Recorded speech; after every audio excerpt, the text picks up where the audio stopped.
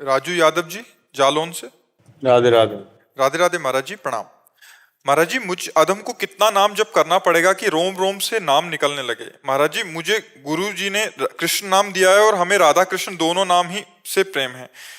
तो महाराज जी, मैं अभी क्या करूं? कृष्ण जपूं या राधा कृष्ण कुछ जपूं? वैसे सिद्धांत के अनुसार गुरुमुख से जो निकला हुआ नाम है उसमें प्रीति करे। अगर राधा कृष्ण जपते हो तो कोई अलग बात नहीं है, वही राधा है, वही कृष्ण है, वही कृष्ण है, वही राधा है। और कितना नाम जप करें, संख्या का तो कोई विषय नहीं, कोई भी श्वास खाली न जाए। नाम श्वास दो बिलक चलत है, इनको भेद न मुँह को भावे। श्वास ही नाम, नाम ही श्वासा, नाम श्वास को भेद मिटावे। रोम रोम तब रग रग बोले। तब रोम रोम तब बोलेगा जब हर श्वास में अधिक से अधिक नाम, हर श्वास में। तुम्हारा प्रयास होना चाहिए श्वास श्वास पर प्रभु का नाम जप करें, कोई सांस खाली न जाए। श्वासा श्वासा नाम जपे, दुविधा रहे न कोई।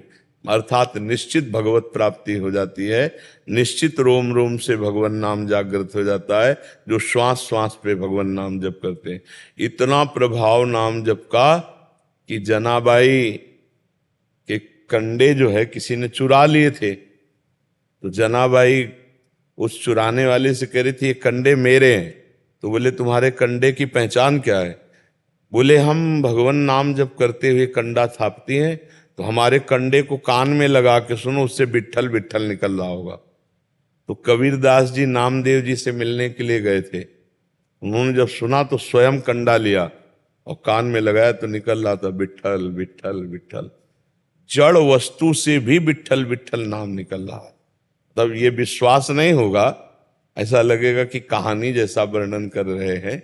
लेकिन जो अभी करह है, करह स्थान, एक स्थान करह है, उसमें रामदास बाबा रहते थे। तो वो जिस पटिया पे बैठ करके भजन करते थे रात दिन, उस पटिया से भगवान नाम स्मरण, भगवान नाम की आभा।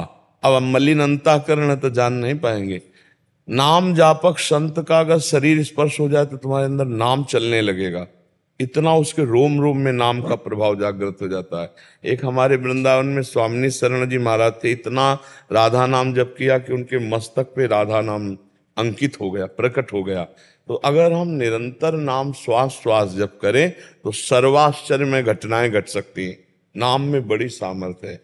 कहूं कहाँ लगी नाम बड़ाई, और राम न सके नाम गुण गाई।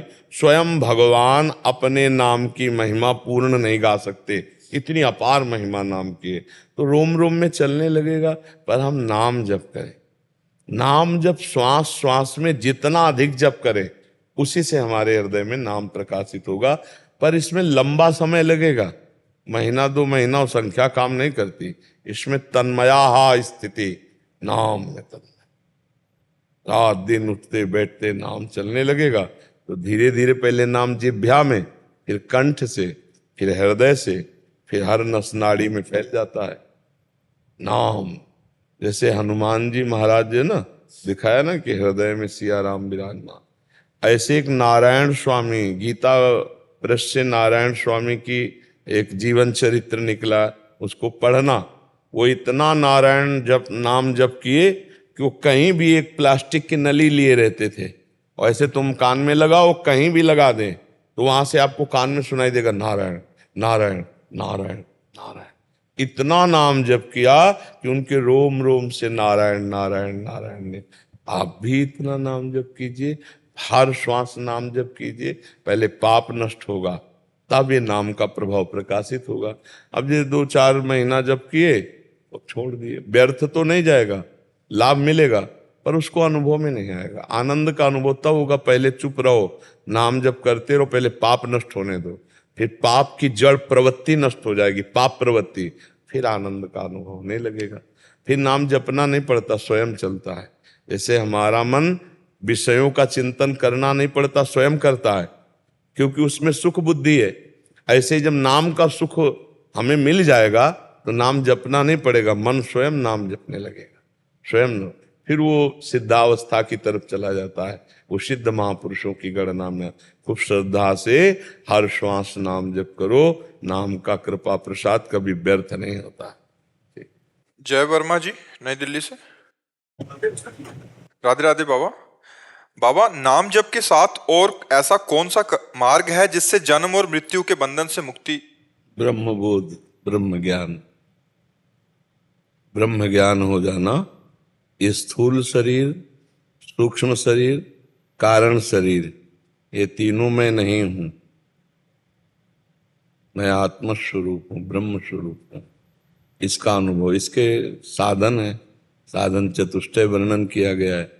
नित्य अनित्य वस्तु का विवेक, सत्य क्या है असत्य क्या है, इसका विवेक होना, और संपूर्ण लोकों से वैराग्य होना, शम इंद्रियों का दमन, दम मन का निग्रह, मतलब इंद्रिय विजयी और मन विजयी, शम दम और श्रद्धा शास्त्र गुरु के वचनों पर, तितिक्षा हर द्वंद्व को, मान अपमान निंदा स्तुति इनको सम रूप से सह जाना, और समाधान चित्त का लक्ष्य पे स्थित हो जाना, मुमुक्षता इसी जन्म में मुझे भगवत प्राप्ति करनी है, मोक्ष प्राप्त करना है, फिर गुरु की शरण में होकर वेदांत का श्रवण करना और उसका मनन करना, संपूर्ण भोगों से वैराग्य विवेक और वेदांत श्रवण, तो उसको गुरु कृपा से बोध हो जाए मैं ब्रह्म हूं, मैं आत्म स्वरूप हूं, मुक्त हो जाएगा।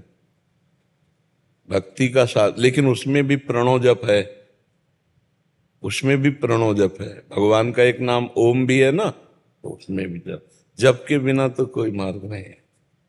जैसे योग में है तो चित्तवृत्ति का निरोध करके मंत्राकार भगवदाकार, सब में है संसार का चिंतन छोड़ना। देखो योगी जिसे परमात्मा कहते हैं, ज्ञानी उसे ब्रह्म कहते हैं, भक्त उसे भगवान कहते हैं, प्रेमी उसे प्रीतम कहते हैं, है तो तत्व एक ही। तो सब साधनों में संसार का चिंतन छोड़कर भगवान के चिंतन में रत होना, संसार के भोगों के सुख से मन हटाकर भगवान में मन, उसे चाहे परमात्मा कहो चाहे ब्रह्म कहो। तो अगर आत्मस्वरूप का बोध हो जाए तो मोक्ष हो जाए, संसार का चिंतन छूटकर परमात्मा में स्थिति हो जाए समाधि, तो मोक्ष हो जाए, या निरंतर नाम जप करते हुए प्राण छूट जाए तो भगवान की प्राप्ति हो जाए। समझ पा रहे आप? बहुत से और भी बहुत से मार्ग हैं, लेकिन सहज सरल और कृपा का मार्ग भगवान का स्मरण करना है। राधा राधा राधा, राम राम, हरि हरि, भगवान के स्मरण से। क्योंकि कलयुग है, जितेंद्रिय कहाँ हो सकता है?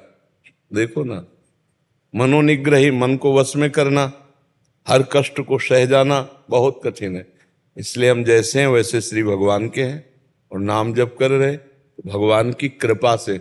एक होता है जैसे सीढ़ियों से चढ़ के जाना, ये होता है ज्ञान का साधन, और एक होता है लिफ्ट में बैठ के जाना, ये होता है भगवान की शरणागति का साधन।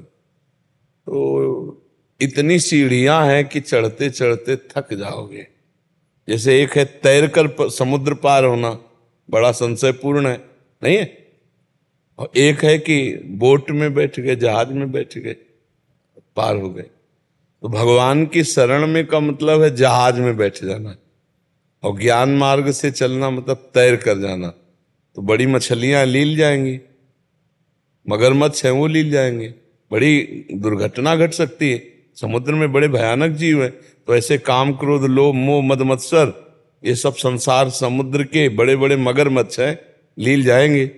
और बोट में बैठे तो उनको देख रहे हैं, काम आया, क्रोध आया, लोभ आया, पर वो हमको हरा नहीं पाएगा कि हम बोट में बैठे, जहाज में बैठे, भगवान की कृपा से संसार समुद्र से पार हो जाए। मामेव ये प्रपद्यन्ते माया में ताम तरन्ते। वैसे साधन और भी हैं, पर उन साधनों के द्वारा आप ही को चलना होगा। गिर गए तो बचाने वाला नहीं, और इसमें गिर गए तो बचाने वाला है, क्योंकि हम भगवान की शरण में हैं तो वो सदा हमारी रक्षा करते हैं। जो भगवान की शरण में है, भगवान उसकी माँ की तरह रक्षा करते हैं।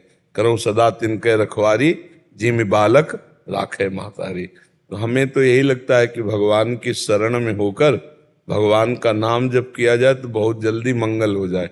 ये कलयुग है, इसमें और साधनाएं देख लो, मन की दशा देख लो, कहाँ जितेंद्रिय हो, जो चाहता है वो मन और इंद्रिया करा लेते हैं। अब हम ज्ञान की बातें करें तो बातें केवल ज्ञान की होगी, स्थिति होगी नहीं तो मोक्ष होगा नहीं। अच्छा, कुछ ज्ञान नहीं लेकिन राधा राधा बोल रहे हैं, अभी शरीर छूटे अभी कल्याण हो जाएगा। तो ये सहज सरल और कृपा का मार्ग है, ये भगवान की भक्ति। प्रवेश जी दिल्ली से। राधे महाराज जी प्रणाम।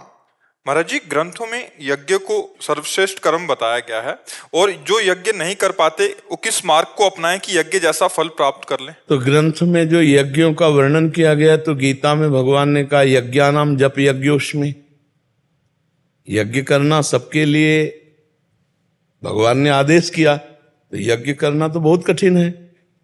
अब जैसे इस समय आप छोटा हवन भी करना चाहें तो पवित्र घी, पवित्र जिसमें खाद ना पड़ा हो ऐसा जौ धान्य, पवित्र वृक्ष की लकड़ी, पवित्र मंत्र उच्चारण करने वाले पवित्र ब्राह्मण, पवित्र जजमान, ये सब बड़ा कठिन है ना कठिन। एक छोटा हवन करने के लिए यज्ञ तो बहुत बड़े, उसके लिए तो विशेष धन, विशेष आचार्य, विशेष व्यवस्था चाहिए। तो फिर सब यज्ञ कैसे करें? तो यज्ञानाम जप यज्ञोष्मि। यज्ञों में सर्वश्रेष्ठ यज्ञ कौन है? जप यज्ञ। अब इसके लिए पैसा की जरूरत नहीं, घी की जरूरत नहीं, पंडित की जरूरत नहीं, वेद मंत्रों की जरूरत नहीं, उच्चारण कर राधा राधा राधा राधा। यज्ञानाम जप यज्ञोष्मि।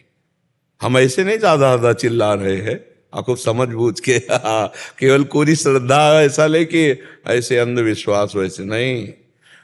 अब जैसे यज्ञ करनी है, सहज यज्ञ, आप घर में जो भोजन बनाते हैं वो भगवान को जब अर्पित करते हैं, उससे एक रोटी गौ को निकाल लो, एक रोटी निकाल के छत में डाल दो, कौवा चिड़िया ये चुन जाएंगे। दरवाजे में 1 मिनट खड़े होके देख लो, कोई भूखा प्यासा आसपास तो नहीं दिखाई दे रहा।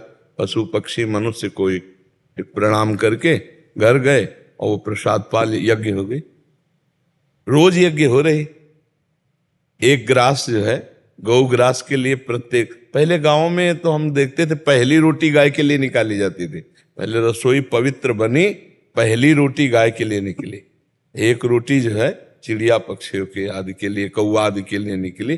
फिर जो भोग बनाओ पहले भगवान को अर्पित किया गया और फिर पाया गया, तो ये भी यज्ञ हो गई।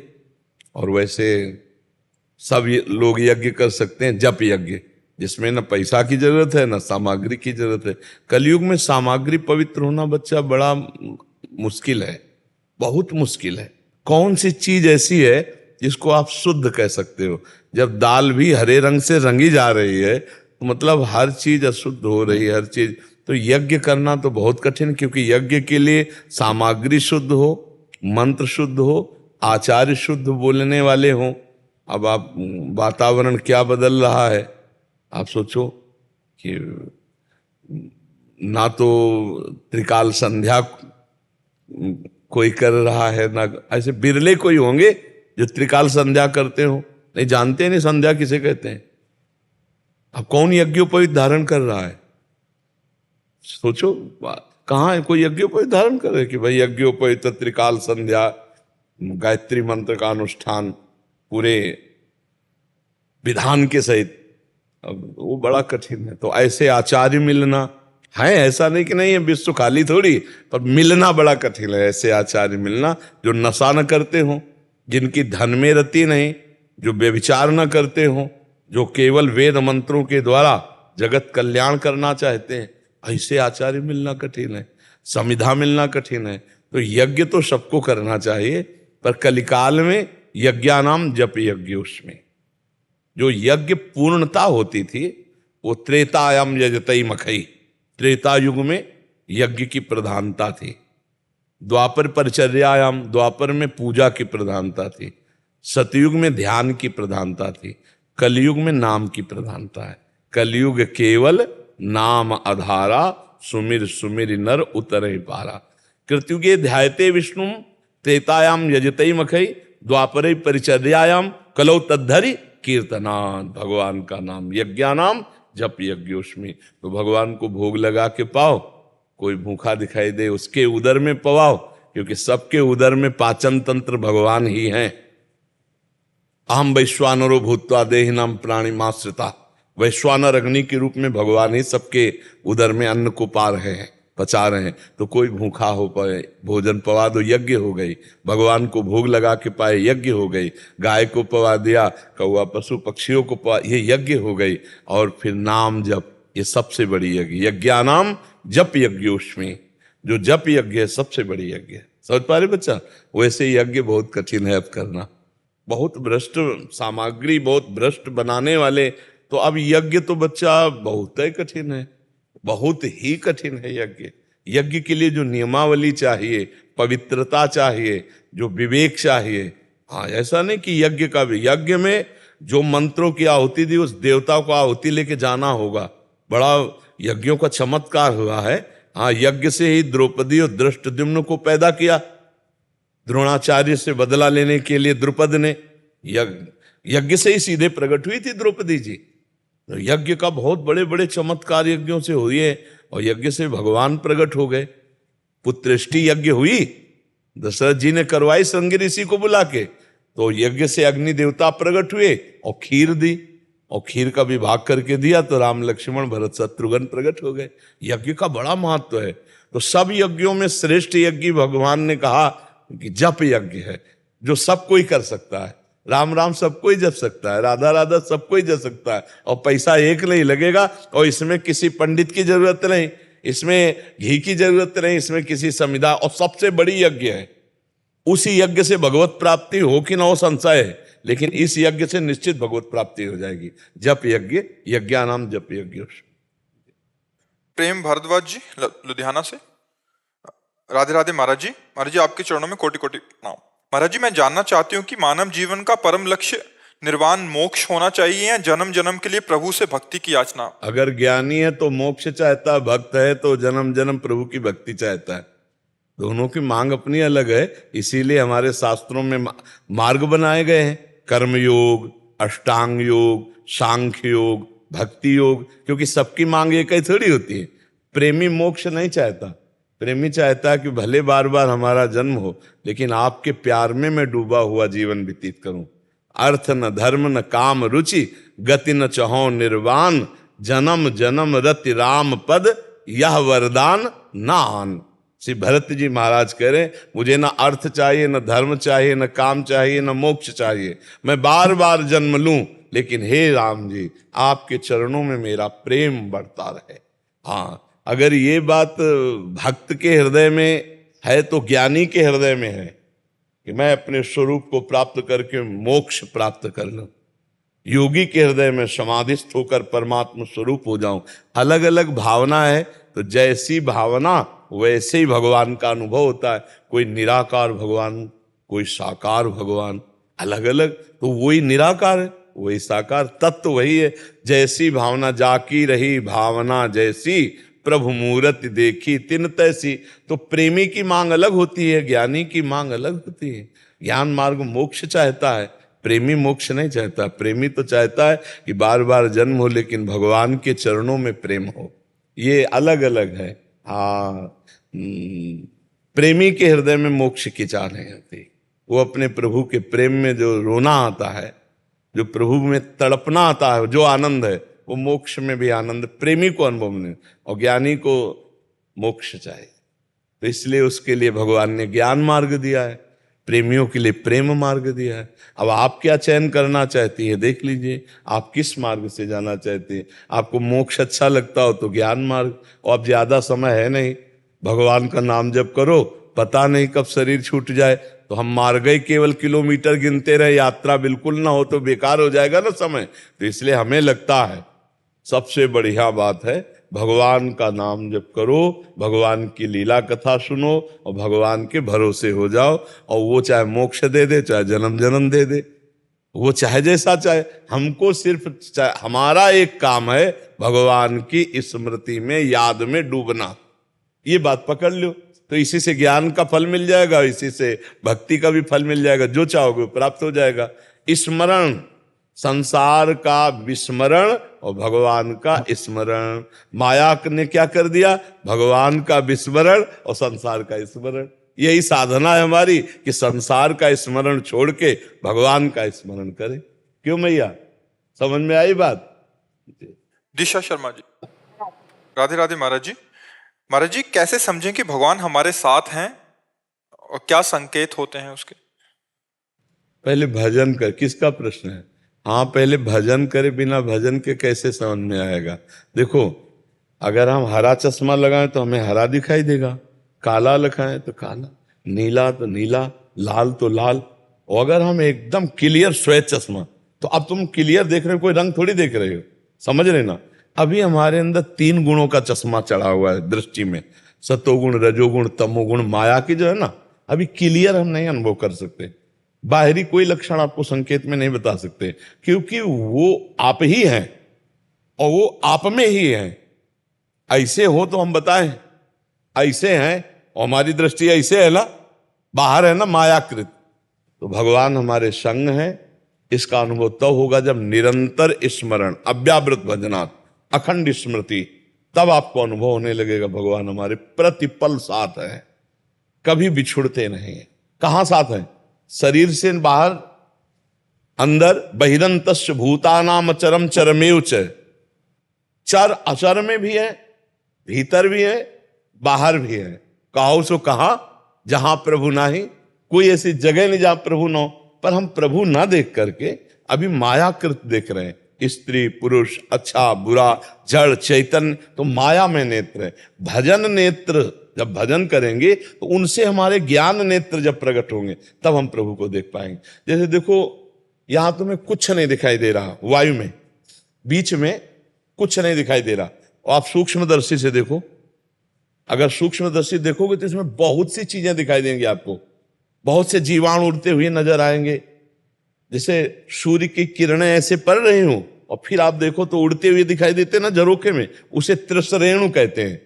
उससे भी छोटे जो हैं वो सूक्ष्मदर्शी से देखे जाते हैं, खुले नेत्रों से कुछ नहीं दिखाई दे रहा। परमात्मा सबसे सूक्ष्म है, सूक्ष्मतरम, जो परमाणु सबसे छोटा है ना, अणु परमाणु, उससे भी वो छोटा है। और मातो महियान, वो इतना बड़ा है कि सब जितने ब्रह्मांड है सब उसमें समाये हुए हैं। एक रोमकूप में करोड़ों ब्रह्मांड उसके समाये हुए हैं। जैसे गूलर के पेड़ में देखो तो गूलर गूलर कितने ऐसे, और एक गूलर का फल तोड़ो तो उसके अंदर भुनगा निकलता है ना। हम लोग भुनगे की तरह हैं और ये ब्रह्मांड गूलर की तरह भगवान में लगा हुआ है। दिखरावा माते ही ते अद्भुत रूप प्रचंड, रोम रोम प्रतिलागे कोटि कोटि ब्रह्मांड, ब्रह्मांड निकाया निर्मित माया, रोम रोम प्रति वेद का। इतने तो बड़े हैं और छोटे इतने हैं कि जो हम सूक्ष्मदर्शी से भी नहीं देख सकते, उसमें भी वो आराम से शयन कर रहे हैं। मतलब ऐसा समझ लो कि चींटी से भी छोटी जो वज, तो उसमें भी भगवान पैर फैला के सो रहे, इतने छोटे। अणु अणियान महतो महियान, वो छोटे से छोटा भी है और बड़े से बड़ा है, और वो सर्वत्र है, वो सब में है तो हम में भी है, सर्वत्र है तो यहां भी है, वो सर्वशक्तिमान है, इसलिए मुझे किसी और की जरूरत नहीं। पर इतना अनुभव के लिए हमारे अंदर ज्ञान नेत्र तो हो, अभी हमारे माया नेत्र है, तो हम कैसे समझ सकते हैं कि प्रभु हैं? फिर भी अगर आप प्रभु का भरोसा रखते हो तो किसी न किसी रूप में प्रभु आपको संकेत दे देंगे। आपको लगेगा कि तो भगवान ने ही बचा दिया, ये तो भगवान ने सहयोग किया, पर हम लोग समझ नहीं पाते, हमारी दृष्टि व्यक्ति पे रहती और वो भगवान किए और हम व्यक्ति समझ लेते। बाद में आता है कि यार व्यक्ति ऐसा कैसे कर सकता है, ये तो भगवान ही थे, पर मन बर्दाश्त नहीं करता, विश्वास नहीं है ना, ये भगवान कैसे हो सकते हैं। बकाया हर क्षण भगवान आपकी मदद कर रहे, सबकी, हर क्षण भगवान सबके पास है, पर अनुभव वही कर सकता है जो भगवान का भजन करता है। और भजन भी ऐसा तन्मयाहा, तन्मय होकर भगवान में लगा तो अनुभव हो रहा मेरे भगवान हर समय मेरे साथ है। बिल्कुल पक्का समझो, भगवान एक क्षण भी आपसे बिलग नहीं, पर यह अनुभव तब होगा, मतलब आप कहीं भी पैर रखे, आधार तो पृथ्वी है ना, तो सबका आधार भगवान है। ये बिजली जितनी यंत्रों को चला रही है वो एक ही है, वो एक ही परमात्मा है। ये सब चल रहे हैं यंत्र, ये सब यंत्र है और इनमें बैठा एक ही परमात्मा है। वो अलग हो तो हम जाने कि वो संग है कि नहीं, अरे वही है, वही है। बस जो हम है ना, ये हटे, मैं हटे, तो वो प्रकाशित हो जाएगा जो है, वो है। इनमें है, आप में है, कोई कण ऐसा नहीं जहां ना हो।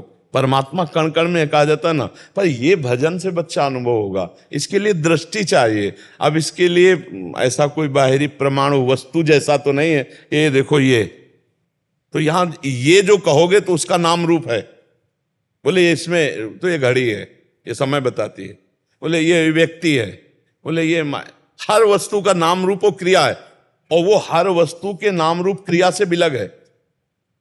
वो हर वस्तु नाम रूप क्रिया में वो समाया हुआ है। परमात्मा कितना गूढ़ विषय है कि सबसे परे और सब में भरे। ये अनुभव जब होता है तब दिखाई देता है कि परमात्मा हर समय मेरे साथ है। पर इसके लिए भजन चाहिए। जितना भजन करोगे तब, भजनानंदी महात्माओं के साथ भगवान रहते हैं।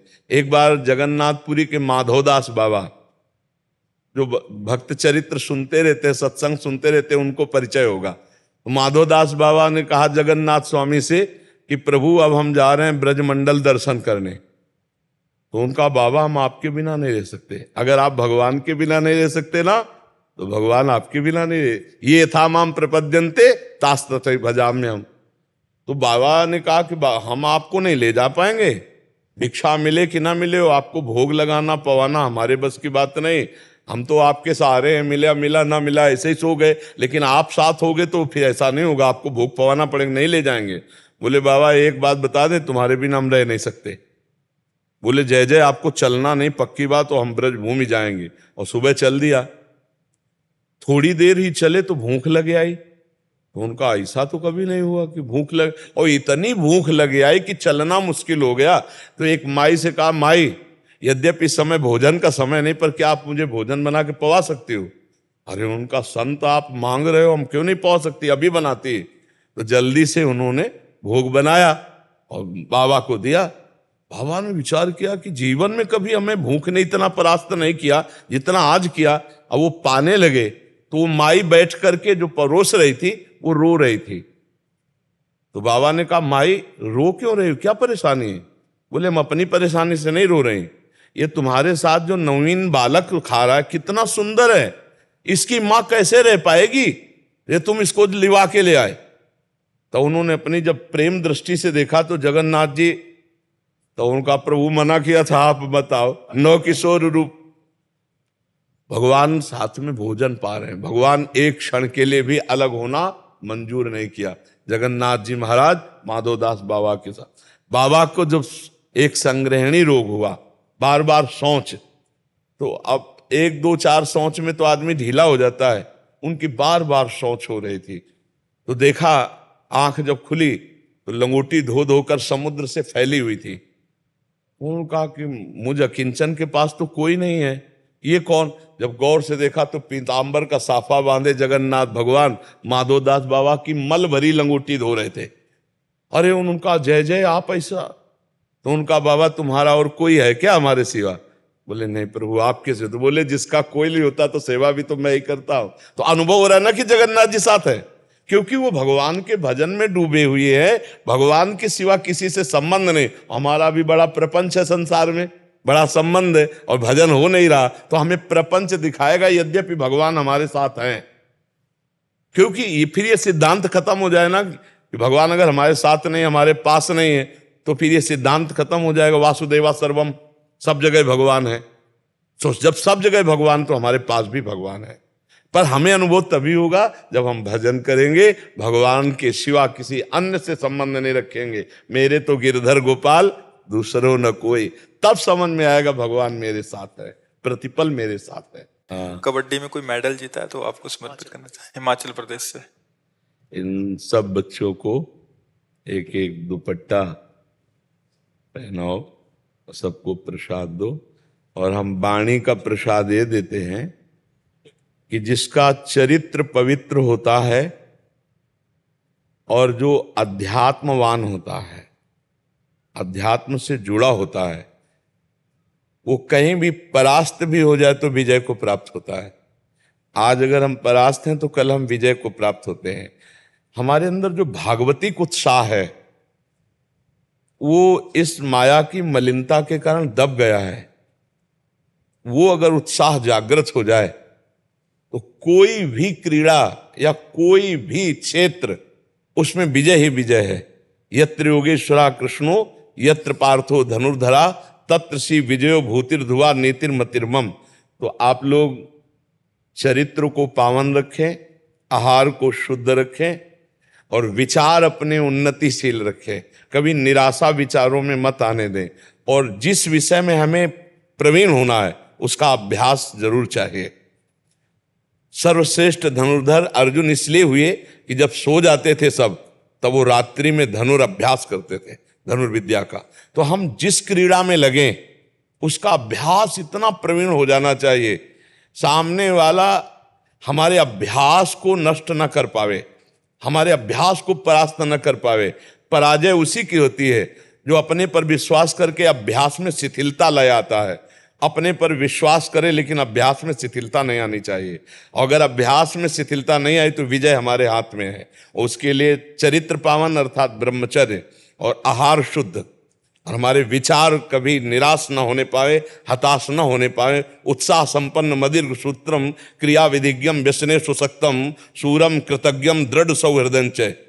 जब हमारा उत्साह संपन्न होगा तो लक्ष्मी स्वयं याति निवास है। तो जहाँ विजय श्री लक्ष्मी सब वहीं आ जाती है जहाँ हमारा उत्साह संपन्न होता है, अभ्यास दृढ़ होता है और हम संयमी होते हैं।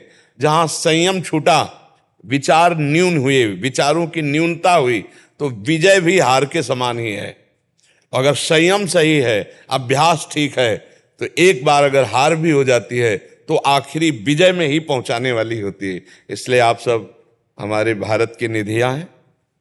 आप और उन्नति करें और यश कमाएं, नाम जप करें, ब्रह्मचर्य से रहें, चरित्र को पावन रखें, तो अध्यात्म जागृत होगा जो तुम्हें लोक और परलोक दोनों जगह सुख प्रदान करेगा। सब बच्चों को ये वस्त्र प्रसादी दीजिए और प्रसाद भी दीजिए। ठीक है, बहुत सुंदर है। ठीक है। अंशुल जी बरसाना से। राधा वल्लभ श्री हरिवंश गुरुदेव, आपके चरणों में दास का कोटि कोटि प्रणाम। हे गुरुदेव, आपकी कृपा से बरसाना वास कर रहा हूँ और आपकी आज्ञा अनुसार नाम जप का भी प्रयास कर रहा हूँ। हे भगवान, आपके श्री वचनों के बल पर मैं अपने मन के विचारों से लड़ पाता हूँ, परंतु मन की एक वृत्ति मुझे बार बार परास्त कर देती है, वो है मोबाइल में समय बर्बाद करना। धामवास करके मैं ऑफिस के सभी कार्य मोबाइल का उपयोग करना ही पड़ता है, पर जैसे ही काम खत्म होता है फिर भी मोबाइल पे प्रपंच। क्योंकि नाम में प्रीति नहीं है। नहीं, बहुत बुरा लगेगा, बहुत बुरा लगेगा। जिसके संग से हमारा भजन छूट जाए, वो व्यक्ति, वो वस्तु, वो पदार्थ, वो वृत्ति दुश्मन की तरह चुभती है भक्त को। जाके प्रिय न राम वैदेही तजिए ताहि कोटि बैरी सम यद्यपि परम स्नेही। करोड़ों दुश्मन के समान उसका त्याग हो जाए। तो मोबाइल शत्रु नहीं है, मोबाइल मित्र है। मोबाइल से आप एकांतिक सुन सकते हैं, मोबाइल से आप सत्संग सुन सकते हैं, मोबाइल से आप भागवतिक बातें भी तो देख सकते हैं। तो आप भागवतिक बातें क्यों नहीं देखते जब भक्त हैं? आप गलत क्यों प्रयोग करते हैं? मान लो गेम खेलना, इधर उधर के सीरियल देखना, इधर उधर की बातें देखना, वो आपके ऊपर है ना। तो आप शासन कीजिए अपने ऊपर। आप इतनी छूट, अरे जब 25 वर्ष 30 वर्ष पहले मोबाइल की रचना नहीं हुई थी, तब क्या भारत में जी नहीं रहा था क्या कोई?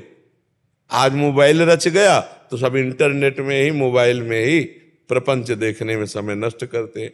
वो सहयोगी भी है, उसमें गुण भी है।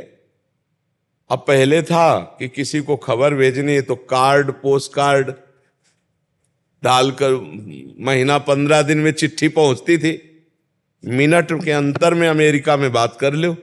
कितना मतलब सहयोग हो गया। वो जब कभी कोई इमरजेंसी होता था तो तार आता था, तो बोले उनके यहाँ तार आया है, कोई घटना जरूर घटी है। अब यहाँ 1 मिनट में लगाओ नंबर, कहीं भी बात कर लो। तो मोबाइल हितकारी भी है। मोबाइल से केवल नुकसान ही नुकसान हो ऐसी बात नहीं है। मोबाइल से ही सुनकर आप लोग जुड़े हो, मोबाइल से सुनकर आप लोग आए हो। नहीं तो हमारे सत्संग को इतने लोग बैठे हैं। अगर यही जो बात हम आपसे कह रहे हैं, ये कई लाख लोग सुनेंगे, मोबाइल से सुनेंगे ला। ये कई लाख लोग तो यहाँ नहीं बैठ सकते, छोटी जगह है, लेकिन इसका लाभ बड़ा हो रहा है। भारत के लोग विदेश के लोग भी इसको सुन रहे हैं, मोबाइल से तो सुन रहे हैं। तो मोबाइल को हम दोष ना दे, हम मोबाइल में दोष दर्शन न करें।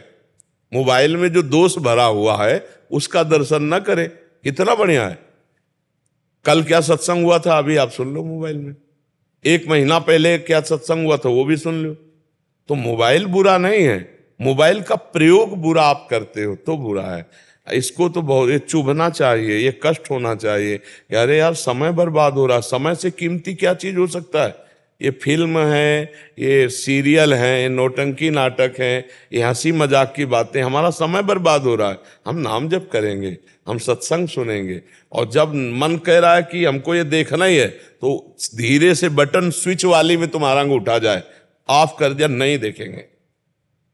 ऐसे जिद्दी स्वभाव बनाना पड़ेगा। मन कह रहा है अब ये सीरियल देखना है, अब हमको गेम खेलना है, अब हमको ये, हमारा हाथ सीधे ऑफ में जाए, मोबाइल ऑफ कर करके रख दिया, नहीं देखेंगे।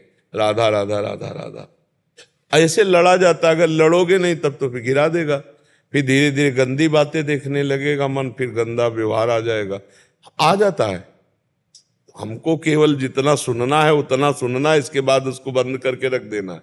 ज्यादा मोबाइल का प्रयोग, कुछ लोग तो लगे ही रहते हैं मोबाइल में बात कर रहे हैं तो 20-20 मिनट बात कर रहे हैं मोबाइल से भी।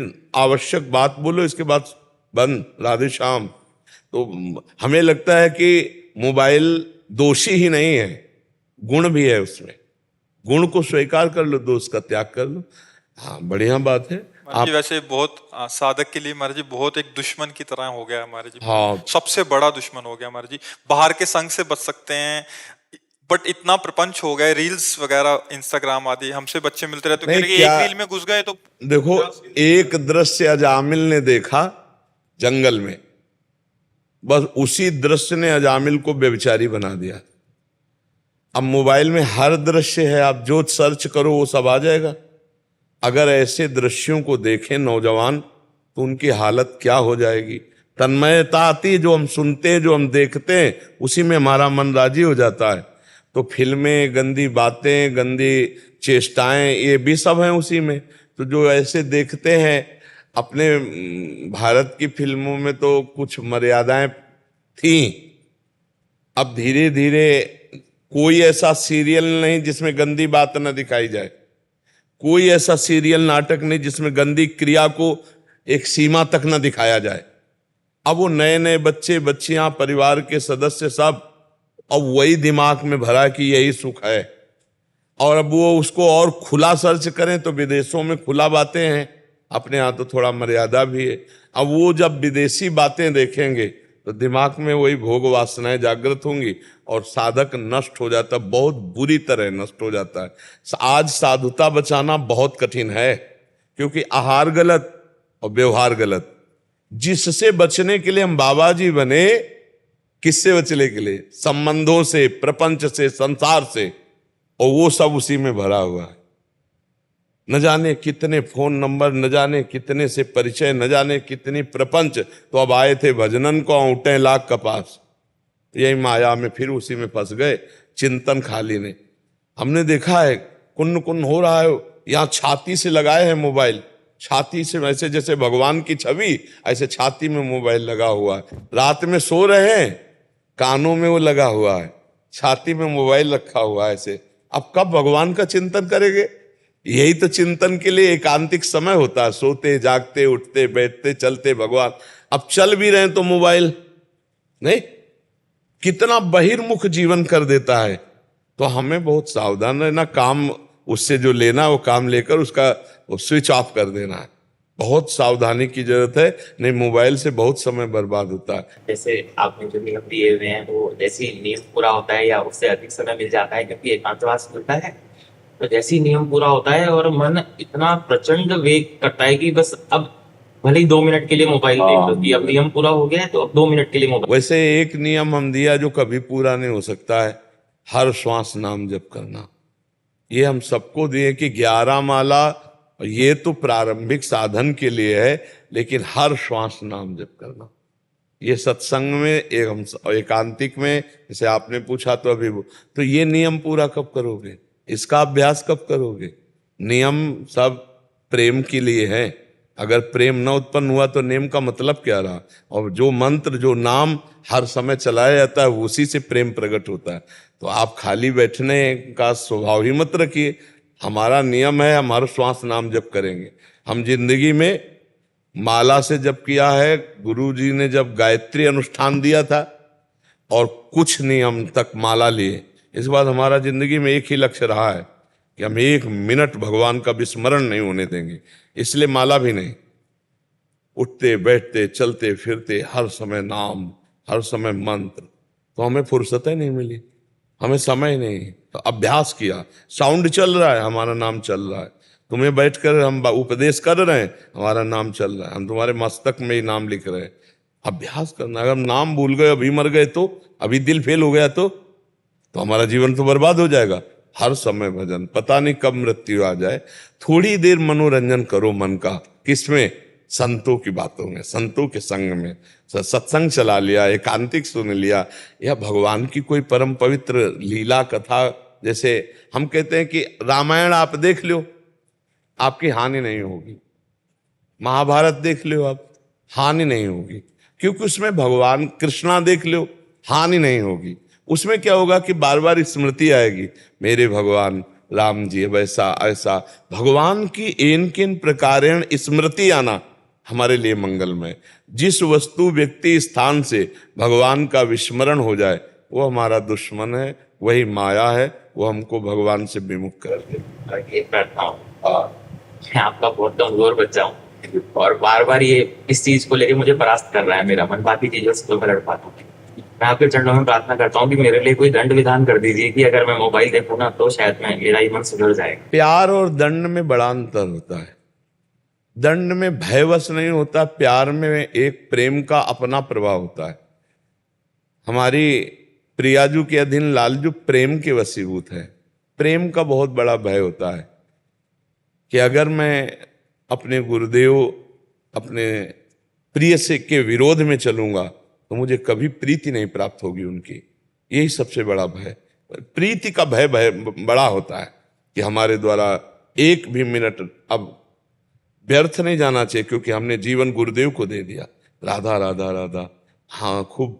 जब मन ना लगे तो सो जाओ, भले लेट जाओ, लेकिन गंदी बातें या मोबाइल आदि में समय नष्ट हो, क्योंकि सो गए तो इंद्रियां पुष्ट होंगी, जब फिर जगेंगे तो फिर भजन करेंगे, लेकिन हम गलत आचरण नहीं करेंगे।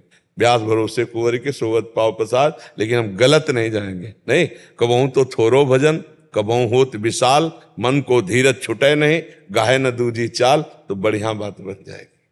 जीवन में ध्यान रखना चाहिए कि अब मेरा जीवन का समय गुरुदेव को समर्पित है। गुरुदेव के समर्पित समय को मैं नष्ट नहीं कर सकता, मैं उसको भगवत स्मरण में ही लगाऊंगा। नहीं मन लग रहा तो मंदिर चले जाओ, खाली हुए लाडली जी के दर्शन करो, वहीं बैठे हैं, प्रियालाल के महल में बैठे हैं। मोबाइल को देखने से क्या है? आवश्यक काम का प्रयोग करके उसको शांत रखो, और धीरे धीरे मन को हटाया जाता है। आज से मोबाइल एकदम नहीं देखेंगे, फिर परेशान हो जाओगे। आप आधा घंटा देखते हो, 10 मिनट छोड़ो, 20 मिनट देखो, फिर 1 महीना व्यतीत करो, फिर 10 मिनट और हटा दिए, अब 10 मिनट देखा, फिर 5 मिनट हटा दिए, फिर बंद कर दिए। ऐसे जीता जाता है विषयों में। जो एकदम कसम खा लेते हो, 10-20 दिन के बाद एकदम टूट के फिर उसी में गिर जाते हैं। विषय धीरे धीरे छोड़ा जाता है, भजन बढ़ाया जाता है और धीरे धीरे छोड़ा जाता है। आज के बाद एकदम कसम खा ली मैं ऐसा नहीं करूंगा, नहीं चलेगा, महीना 2 महीना मुंह भरा गिरोगे। धीरे से उसे धीरे धीरे क्रम करके जितना छोड़ते चले जाओ, फिर उसको दोबारा स्वीकार ना करो तो विषय पर विजय प्राप्त कर लोगे। समझ गए? राधा राधा राधा राधा राधा राधा राधा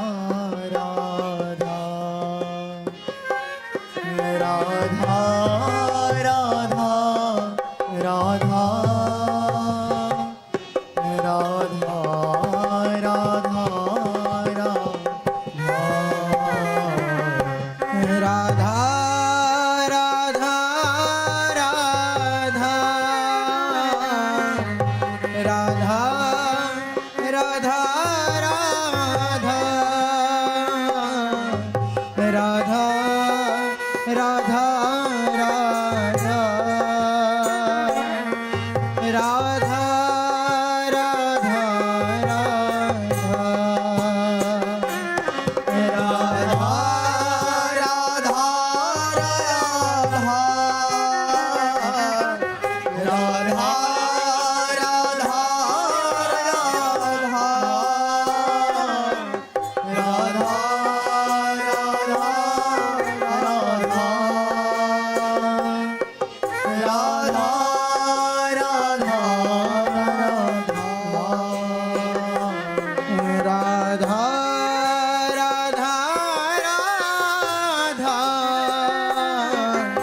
राधा राधा राधा राधा राधा राधा राधा राधा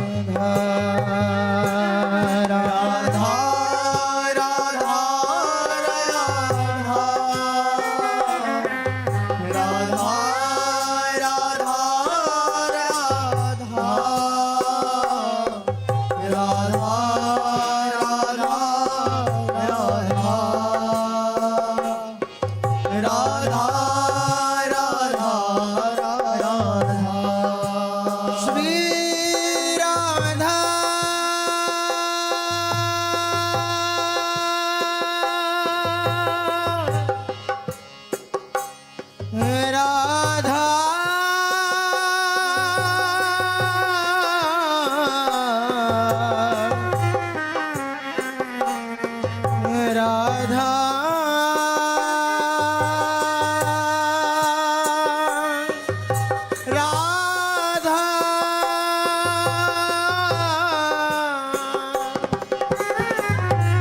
राधा